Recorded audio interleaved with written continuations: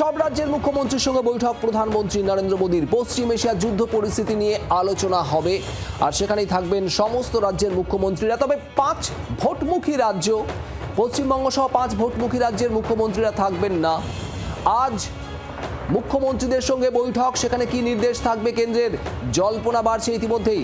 রাজীব চক্রবর্তী নয়াদিল্লি থেকে আমাদের প্রতিনিধি রয়েছেন সরাসরি। রাজীব, এই বৈঠক নিয়ে গতকাল থেকে আলোচনা হচ্ছিল যে ঠিক কি নির্দেশ থাকতে পারে কেন্দ্রের, কেন মুখ্যমন্ত্রীদের সঙ্গে বৈঠক। তার মধ্যেই আজ সকালে যে বড় খবর আমরা জানিয়েছি, এক্সাইজ ডিউটি প্রত্যাহার করে নেওয়া পেট্রোল ডিজেলের। আর তারপর বিকেলের বৈঠক নিয়ে জল্পনা কি আরো বাড়ছে?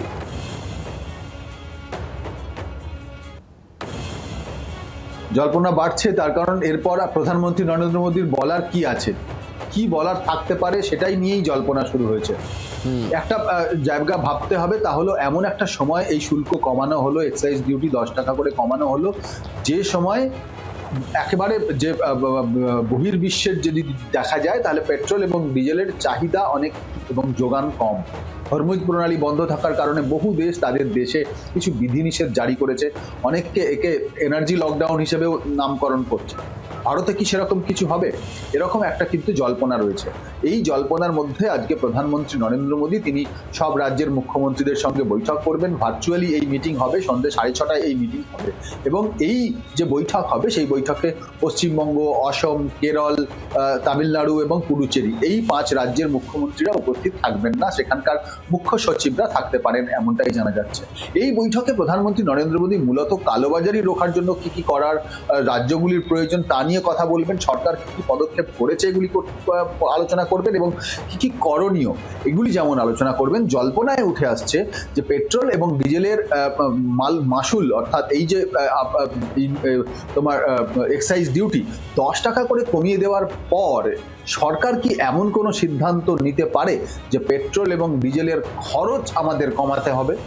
এই খরচ কমানোর ক্ষেত্রে সাধারণ মানুষ কিভাবে খরচ কমাবে পেট্রোল ডিজেল, সরকারি দফতরগুলিতে কিভাবে পেট্রোল ডিজেল এবং রান্নার গ্যাস কম হবে, অর্থাৎ সরকারি দফতর মানেই সেখানে গাড়ি চলে, সেই গাড়ি কম চললে, সপ্তাহে 2 দিন অফ করলে বা কোনো এরকম কোনো বিধিনিষেধ, যে বিধিনিষেধগুলি ভারতের বাইরে বিভিন্ন দেশে, শ্রীলঙ্কা, বাংলাদেশ।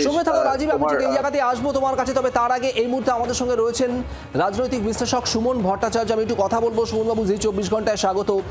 নিশ্চয়ই আপনি জানেন যে কিছুক্ষণ আগে একেবারে একটা যুগান্তকারী সিদ্ধান্ত বলা যায় এই পরিস্থিতিতে, এক্সাইজ ডিউটি কমানোর সিদ্ধান্ত কেন্দ্রের পেট্রোল ডিজেলের। আর তারপর আজ বিকেলে মুখ্যমন্ত্রীদের সঙ্গে বৈঠক প্রধানমন্ত্রীর, যেখানে এনার্জি লকডাউন নিয়েও একটা জল্পনা তৈরি হচ্ছে। কি বলবেন, কি মনে হয় আজ বৈঠকে কি হতে পারে? দেখুন, আমার মনে হয় যে তেলের দাম কমিয়ে সরকার একটা সদর্থক বার্তা দিল, কারণ মানুষের মনে প্রচন্ড দুশ্চিন্তা ছিল। যেহেতু এলপিজি গ্যাসের টানাটানি চলছিল, সিএনজি গ্যাসের টানাটানি চলছিল, দেশে তেলের ভাড়ার কতটা রয়েছে সেটা নিয়েও বিভিন্ন সংশয় ইত্যাদি তৈরি হয়েছিল। সেই মুহূর্তে তেলের দাম কমানো অবশ্যই সরকারের জন্য একটা সদর্থক সিদ্ধান্ত এবং 5 রাজ্যের ভোটের আগে খুবই গুরুত্বপূর্ণ সিদ্ধান্ত। এবার দেখার প্রশ্ন যে আজ বিকেলে যে মুখ্যমন্ত্রীদের সঙ্গে বৈঠক রয়েছে, যদিও সেই বৈঠকে পশ্চিমবঙ্গের তরফে মুখ্যমন্ত্রী থাকবেন না, সেখানে চিফ সেক্রেটারি থাকবেন। আমার মনে হয় সেখানে হয়তো আরো কিছু সরকারি বিধিনিষেধ বা ইত্যাদির বিষয়ে ভাবা হবে, অর্থাৎ এক ধরনের রেশনিং প্রসেস, যাতে তেল বা গ্যাস যতক্ষণ না হরমুজ প্রণালী দিয়ে সবকিছু স্বাভাবিক হচ্ছে ততদিন যেন ভারতবর্ষের নাগরিকদের কোনো অসুবিধা না হয়। আর সেক্ষেত্রে বিশেষ কোনো বিধিনিষেধ, নাগরিক জীবনে কোনো বিধিনিষেধের বিষয় কি থাকতে পারে, বা এরকম কোনো নির্দেশ বা পরামর্শ কি থাকতে পারে কেন্দ্রের তরফে আজ? না, দেখুন, আমাদের দেশে অনেক ক্ষেত্রেই জ্বালানির অহেতুক ব্যয় হয়, যেমন ধরুন সিগন্যালে গাড়ি দাঁড় করিয়ে রাখার ক্ষেত্রে বা এসি বা ইলেকট্রিকের ব্যবহারের ক্ষেত্রেও। সেক্ষেত্রে সরকারি বা বেসরকারি অফিসগুলো তাদের এসি বা ইত্যাদি ব্যবহারের ক্ষেত্রে যেন সতর্ক থাকে, কারণ আপনার তো পুরোটাই জ্বালানির উপর নির্ভর করছে। যেহেতু আমাদের ক্ষেত্রে অপরিশোধিত তেল একটা বড় বিষয়, ফলে সেইটা হয়তো মানে কিছু সতর্কতা বা খরচে কাটছাট এগুলোর বিষয়ে হয়তো সরকার নেবে। কিন্তু আমি মনে করি 10 টাকা পেট্রোলের দাম কমানো, পেট্রোল ডিজেলের দাম কমানো অবশ্যই একটা খুব খুব জরুরি সিদ্ধান্ত। আপনাকে ধন্যবাদ। সুমন ভট্টাচার্য রাজনৈতিক বিশ্লেষক আমাদের সঙ্গে ছিলেন টেলিফোনে। আপনাদের এখানে শোনাবো জ্বালানি সংকট নিয়ে প্রধানমন্ত্রী নরেন্দ্র মোদী কি বলেছেন সম্প্রতি, এবং গতকাল মুখ্যমন্ত্রী মমতা বন্দ্যোপাধ্যায়ের কি বক্তব্য ছিল শোনাবো।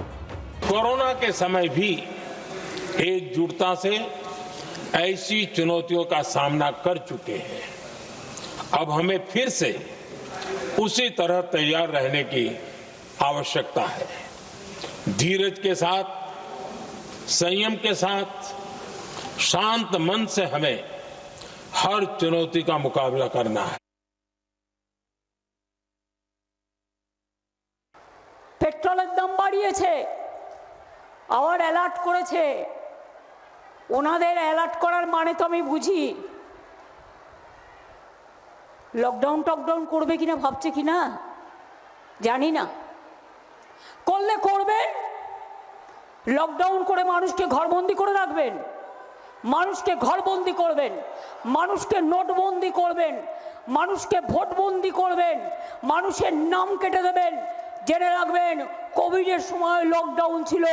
আমরা 21 সালে কোভিডের মধ্যে যদি লড়াই করতে পারি, যে কোনো পরিস্থিতির মোকাবিলা করে লড়াই করবার জন্য আমরা রাজি আছি। বাংলার আওয়াজ, বাঙালির আবেগ, জি 24 ঘন্টা।